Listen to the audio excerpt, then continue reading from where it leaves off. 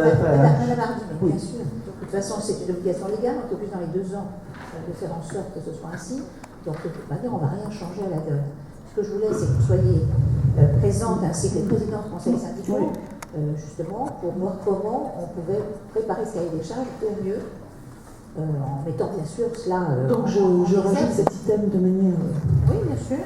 Forte. Oui, tout à fait. Écoutez, on le mentionnera, mais en sachant, je vous dis que c'est une obligation. C'est une obligation sur les allocations, mais vous savez très bien qu'on peut acheter des compensations. Alors, enfin, on s'en sortira jamais tout ça, franchement. Allez, il faut pas baisser les bras. Non.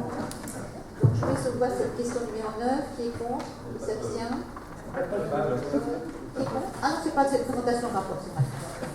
Présentation d'un autre rapport d'activité, cette fois-ci c'est M. Ballet qui est le rapporteur. Alors, par délibération du 20 décembre 2013, le conseil municipal avait désigné la société SNCDR comme attributaire de la délégation de service public portant sur l'exploitation de la fourrière de véhicules automobiles sur le territoire de la ville pour une durée de 5 ans, durée qui avait été prolongée par voie d'avenant jusqu'au 20 juillet 2019. Le rapport annuel doit faire l'objet, comme la question précédente, d'un examen préalable de la commission consultative des services publics locaux et être ensuite inscrit à l'ordre du jour de l'Assemblée délibérante. Présenté le 12 novembre dernier, lui aussi, le rapport annuel du délégataire a reçu un avis favorable de la CCSPL. Il est donc proposé au conseil municipal de prendre acte du rapport annuel 2018 présenté par SNCDR pour l'exploitation de la fourrière de véhicules automobiles sur le territoire de Puteaux. Des remarques, donc en acte de ce rapport. Question numéro 11, toujours M. Ballet. Alors la loi MAPTAM de modernisation de l'action publique territoriale et d'affirmation des métropoles du 27 janvier 2014 a imposé le remplacement au 1er janvier 2018 de l'amende pénale de stationnement par une redevance qui est appelée forfait de poste-stationnement, le FPS. Désormais, l'usager qui entend contester le bien fondé d'un avis de paiement d'un FPS doit obligatoirement exercer ce qu'on appelle un RAPO, un recours administratif préalable obligatoire auprès de la commune, dans le délai d'1 mois à compter de la notification de l'avis. Conformément au Code général des collectivités territoriales, l'autorité compétente doit établir un rapport annuel dans le but de rendre transparentes et publiques les décisions relatives au RAPO. Il est proposé au conseil municipal de prendre acte de la communication du rapport annuel 2018 relatif au traitement des rapports concernant le forfait poste-stationnement sur Puteaux. Voilà. Y a-t-il des questions sur ce rapport? Oui, Madame Hardy. C'est pas une question. Il y a eu très peu de contestations sur. Non, c'est pas vraiment une question sur les contestations, mais sur les FPS proprement dit. Oui. Je voulais savoir si vous aviez le chiffre des recettes que la ville a touchées par ces 22 048 PV dressés contre les stationnements dans Puteaux. Ah si, les recettes liées au FPS. Alors il y avait au FPS, c'est 354. Mais vraiment que aux amendes, pas uniquement au droit de stationnement. Uniquement le FPS 354 000. 354 000 Oui.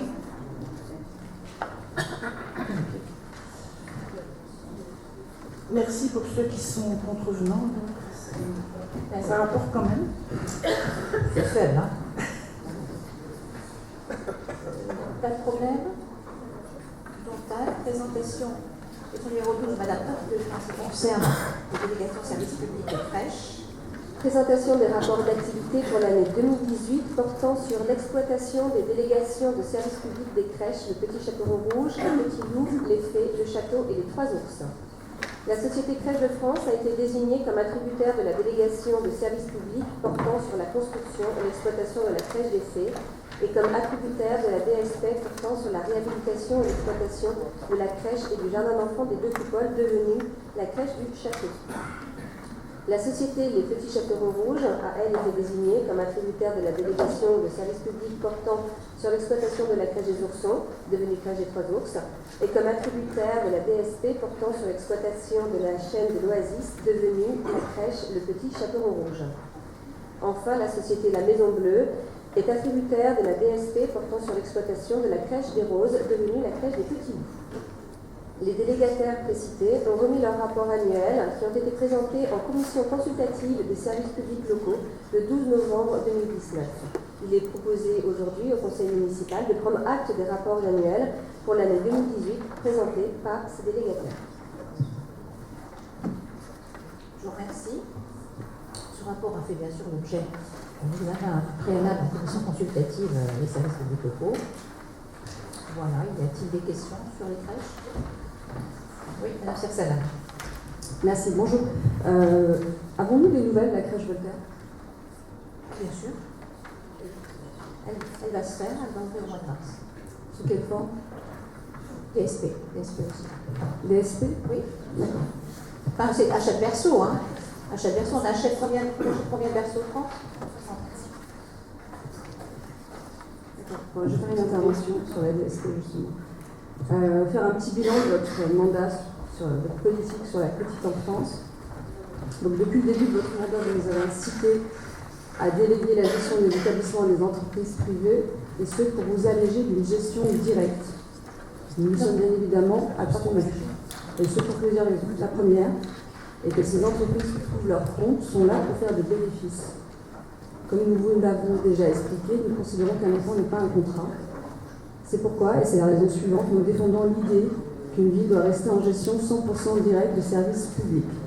La ville peut également s'appuyer sur un tissu associatif, s'engager sur un projet social éducatif pour mieux répondre aux besoins diversifiés des familles, les aider à concilier leur vie familiale et leur vie professionnelle, mais aussi leur vie personnelle.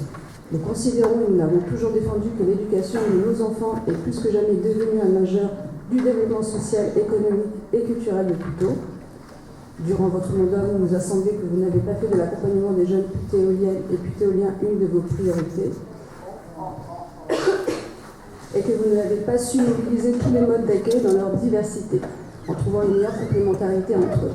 Nous sommes heurtés tout au long de votre mandat à des difficultés, notamment lorsque nous avons tenté de clarifier le processus d'attribution des places en crèche, volonté de transparence partagée par les parents et les futurs parents. Et s'il y a un exemple qui peut résumer votre politique petite enfance, c'est votre manque d'implication au sein des RAM, relais assistants maternels, qui se traduit en limitant les activités, éveil musical, le temps de lecture, contes, motricité, et en déployant un zéro budget pour les activités festives. Si bien que ce sont nos assistantes maternelles qui doivent dans nos rames financer toutes ces fêtes. Fêtes de Noël, la chasse aux œufs, les kermesses. Alors que pensez de votre politique petite enfance, une politique d'investissement minimum? C'est tellement énorme ce que vous racontez que franchement ça ne mérite aucune explication autre. Simplement celle-là, c'est qu'aucune ville n'est à 100% en régime, même les villes communistes ne le font pas. Donc vous avez quand même une façon de voir les choses qui est incroyable. Alors d'un côté, M. Breber nous dit qu'il y a trop de festivités.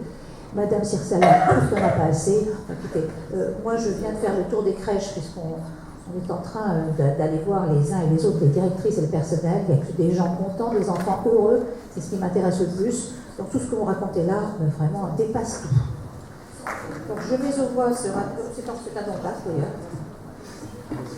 Madame Heurteux pour la question numéro 13. Autorisation au maire de signer un avenant. Ah pardon, Madame Heurteux avait une question. J'avais juste une petite question, elle n'est pas en DSP, je pense pas, mais toujours en lien avec cette pollution en bas de la Seine, au fond de Seine, la crèche des Coccinelles, qui a été dans un rapport sur la pollution plutôt marqué comme un des endroits les plus pollués plutôt. Je voulais savoir si vous aviez des retours sur éventuellement des manifestations chez les enfants, asthme, bronchiolite, je ne sais pas. Comment vous regardez ça avec les S'il y avait eu des manifestations, on aurait déjà fermé. Et on a fait encore justement des examens. La qualité de l'air est parfaite aujourd'hui. Parfait. Donc il n'y a aucun parfait. Donc il y a dans les normes. Aucun souci. Donc par conséquent, il n'y a aucun problème. Parce que c'est la crèche qui est la plus près des quais. Sur le tableau, on l'avait vu, l'endroit pratiquement le plus pollué plutôt. Hein, bien, sur le rapport. Alors le rapport a changé. Ben oui, le rapport a changé. On va mettre un ballon Air Paris au-dessus de la crèche. Ben, on peut. Ça va changer des jours, mais bon. L'air est parfait, tant mieux, pourvu que ça dure. On est dans les normes, je n'ai pas dit, peut-être que le mot parfait n'est pas le bon. Donc c'est dans les normes. Acceptable. Non, dans les normes. Alors, question numéro 13, Madame Heurteux. Autorisation au maire de signer un avenant à la convention de prestation accueil de loisirs périscolaire.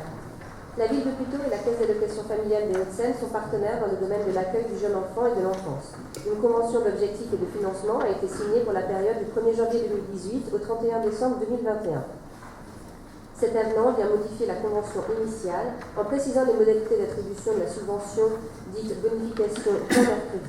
Il liste les critères auxquels les accueils de loisirs peuvent répondre afin de pouvoir bénéficier de la ladite subvention qui s'élève à 1 € par heure réalisée. En conséquence, il est proposé au conseil municipal d'approuver l'avenant à la convention d'objectifs et de financement, prestation de services d'accueil et de loisirs périscolaires avec la Caisse d'allocation familiale des Hauts-de-Seine. Très bien. Une question? Oui.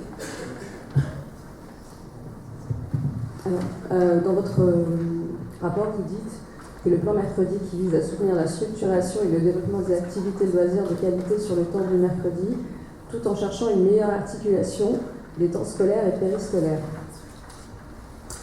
Eh bien non. Tout d'abord, en quelques années, vous avez modifié l'organisation des rythmes scolaires 2 fois, selon vous, pour l'intérêt des enfants. Seulement, aujourd'hui, beaucoup de parents constatent que leurs enfants sont très fatigués. Attendez. Juste un petit mot là-dessus. Non, mais juste un petit mot là-dessus, parce qu'on ne peut pas laisser dire autant de bêtises, madame Sersalade. C'est l'État qui nous a imposé les 4 jours. Non, mais on ne peut rien faire alors. C'est pas possible. On peut rien faire, c'est un changement. On ne peut pas communiquer. Ah bah oui, laissez-moi communiquer alors. C'est quand même incroyable de dire des choses pareilles. Ah bah si, c'est la réalité. Non, c'est pas du tout la réalité. Au contraire, Les enfants ne sont pas fatigués. On peut parler. Merci. Alors, tout d'abord, en quelques années, vous avez modifié l'organisation du rythme scolaire 2 fois. C'est une réalité, ça. Vous l'avez fait. Ok. Ça, c'est selon vous. Une première fois, selon le gouvernement, et selon vous, la deuxième fois, selon votre manière de... Non, attendez. Il ne faut pas dire non plus tout et n'importe quoi. Nous avons Vous dans avez les conseils modifié d'école, madame, nous avons les dans les temps conseils scolaires. d'école demandé aux représentants des parents et des enseignants leur avis quant à savoir s'ils souhaitaient qu'on revienne justement à ce qui était auparavant ou qu'on supprime ces 4 jours et demi. Donc c'est ça, c'est fait en consultation, ça n'a pas été fait, c'est pas moi qui en ai décidé, ça a été fait en consultation. Donc dites les choses jusqu'au bout. Qui a la parole? C'est moi, jusqu'à présent. C'est moi qui donne la parole, monsieur Weber. D'accord, ben oui. Je parle, et oui. Non, mais c'est vraiment incroyable ça. Vous voulez que je me taise? Non, on veut juste parler en fait. C'est incroyable. Bon, attendez, continuons, parce que sur le plan mercredi, moi c'est quelque chose qui me tient à cœur. Oui, mais nous aussi. Alors, oui. Alors, merci. Moi, je poursuis, vous allez comprendre pourquoi je ne suis pas très d'accord avec vous sur cette modification du rythme scolaire, et ni sur la première d'ailleurs. Tout d'abord, en quelques années, vous avez modifié l'organisation du rythme scolaire 2 fois, selon vous, pour l'intérêt des enfants. Seulement, aujourd'hui, beaucoup de parents constatent que leurs enfants sont fatigués. Ce qui ne laisserait pas de place sur cette semaine de 4 jours qui, semble-t-il, entraîne plus de risques de fatigabilité. Ensuite, votre plan de mercredi ne peut articuler des temps scolaires et périscolaires pour la simple bonne raison que seulement 45% des enfants fréquentent les accueils de loisirs. Et donc, à Puteaux, 55% des élèves sont privés d'activités périscolaires. Puis, nous avons constaté une disparité de l'offre des activités périscolaires entre les différents centres de loisirs, comme le yoga à l'ancien couvent et pas ailleurs, ce qui nous questionne grandement. Et enfin, pour revenir sur cette notion de loisirs de qualité, nous vous avons demandé... Pour revenir sur cette notion de loisirs de qualité, nous vous avons demandé à maintes reprises de vous engager à limiter l'usage des écrans, aussi bien sur les temps scolaires que sur les temps périscolaires. Les écrans sont dangereux pour le développement des enfants et peuvent occasionner d'importants problèmes de santé, menacer la créativité, la personnalité, la concentration des jeunes, d'où cette grande fatigue et difficulté de concentration constatée. Alors nous vous abstenons car votre plan mercredi n'est pas à la hauteur des attentes des putéoliennes et putéoliens. Merci.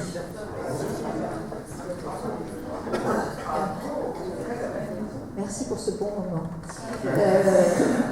Juste une autre chose. Madame Jeanne fait partie du comité de pilotage et la trouve que c'est très bien, ce plan mercredi. C'est un plan de qualité, je ne vous ai pas donné la parole. C'est un plan de qualité et nous répondons à la charte qualité. Donc je vais ouvrir cette autorisation. Monsieur le Président, oui. Je pense qu'on peut parler de ces problèmes qui sont quand même des problèmes importants sans s'invectiver à travers la salle, ou peut-être à s'écouter les uns les autres. Juste pour reprendre des faits, parce qu'il y a eu des choses qui ont été dites, surtout par vous, Madame le maire, en réaction à ce que disait Madame Sirsalan, qui n'étaient pas forcément exactes. Ce qui s'est passé sur la réforme des rythmes scolaires, c'est qu'en 2014, lorsque vous avez été réélu, il y avait, il était demandé aux communes de mettre en place des nouveaux rythmes scolaires à la rentrée. Vous avez fait de l'obstruction pour ne pas les appliquer en 2014, mais les repousser à 2015. Bon. En 2015, vous avez choisi effectivement d'adapter les rythmes, de mettre en place cette nouvelle organisation des rythmes scolaires.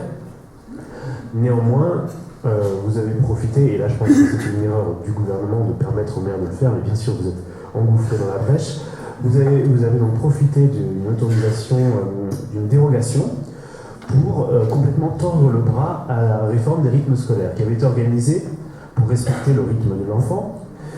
Et je rappelle que les principes généraux de la réforme des rythmes scolaires étaient d'une part de diminuer la durée des jours, la durée des journées à l'école, et d'autre part de raccourcir le temps du week-end. Puisqu'on s'est rendu compte que dans toute l'Europe, globalement, la France était celle qui avait le plus d'heures de cours, y compris par jour, et que ça allait à l'encontre du bien-être des enfants, ce qui est quand même la priorité, je pense, quand on parle des rythmes scolaires.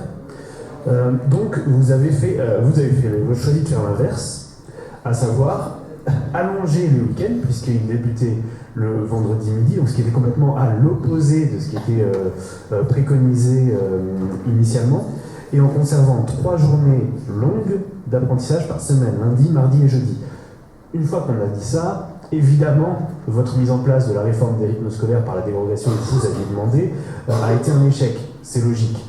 Donc, vous êtes revenu ensuite à la semaine des 4 jours, et effectivement, les gens, il y a une majorité, en tout cas pas tous, hein, contrairement à ce que vous disiez, tout le monde, tous les conseils d'école n'étaient pas pour le retour à la semaine des 4 jours, mais une majorité bien sûr, puisque vous appliquiez la réforme de manière complètement contre-productive. Donc, il y a eu ce retour à la réforme à la semaine des 4 jours.